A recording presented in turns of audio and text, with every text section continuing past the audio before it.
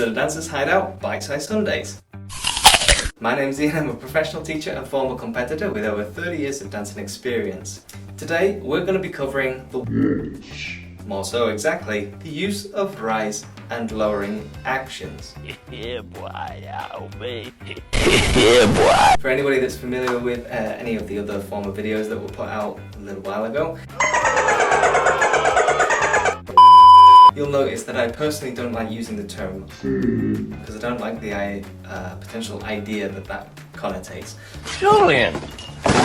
So I will always personally use the term rising and lowering, but commonly used by a lot of other dance teachers and a lot of other dance studios is the terms rise and fall. So today's episode we're going to be covering that aspect. I'm going to show you an example of just a very basic waltz box step. We can do this together.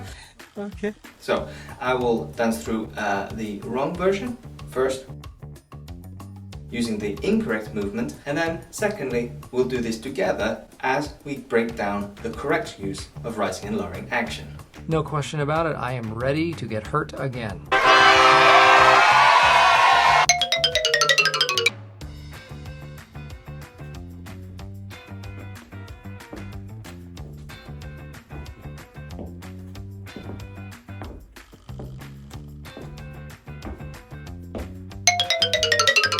So, as you can see, very flat movement there. Not a lot of rise and fall.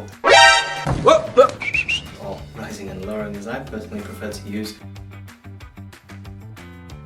Not a lot of that rising and lowering action taking place. The correct version is to use a hotel analogy. It's where, if you imagine us riding up to a hotel. Hello there. We're going to start in the car park level where we park the car. We're going to then come out of the car park and go up to first floor. Reception level, sorry. You sure about that? And that's where we're going to get the key to the room. Hold on to your butts. And then we're going to go up into the elevator to the first floor to check out the room. And we're going to come back down through that same process, back down to reception to metaphorically give back the key, and then back down to car park level to get in the car and go home. Finally! This process, if you think of it like this in a hotel, is our rising and lowering action. And this is a representation of the different parts of the body that are used to create the different rising action. I'm explaining here, you'll be able to see from a sideways angle. When I'm going up into car park level, this is where the legs are slightly flexed and the feet are flat. So my knees are slightly forward and my feet is flat. When I go up into first floor, this is a rise up through the legs. Yeah, so this is up to the, reception level. So this is where I'm getting the key.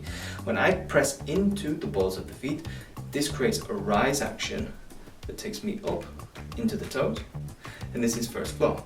When I come back down again through the feet, this takes me back to reception. I give back the key, and then I go back down through the legs to drop me back into car park level again. Okay, so the analogy is, if we do this together, I'm doing from sideways angle so you can see, but obviously explaining.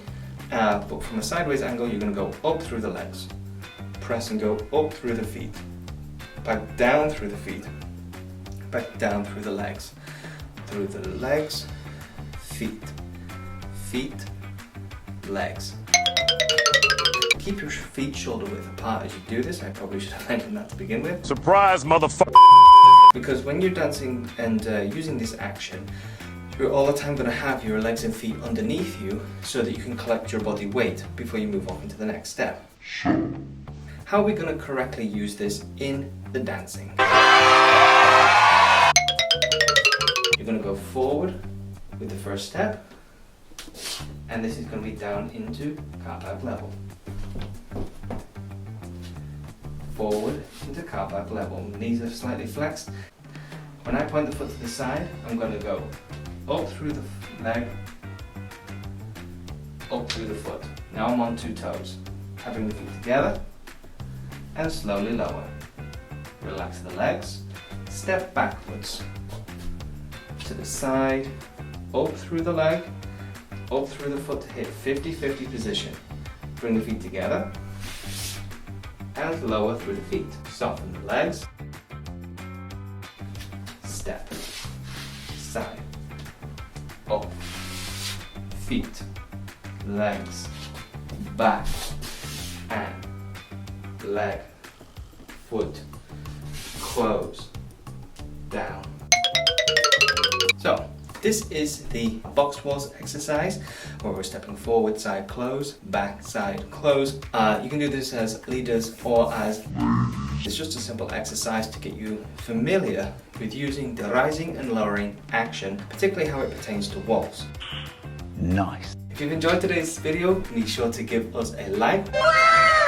We'll really appreciate it, of course. If you want to see more from the Dancers Hideout, then be sure to hit the subscribe button and make sure you ding the bell icon so that you can stay notified for whenever we're putting out some new videos. You can also drop down in the comment section down how easy you found this waltz actually. Maybe there's something you want to see in a future video. You can also let us know there as well.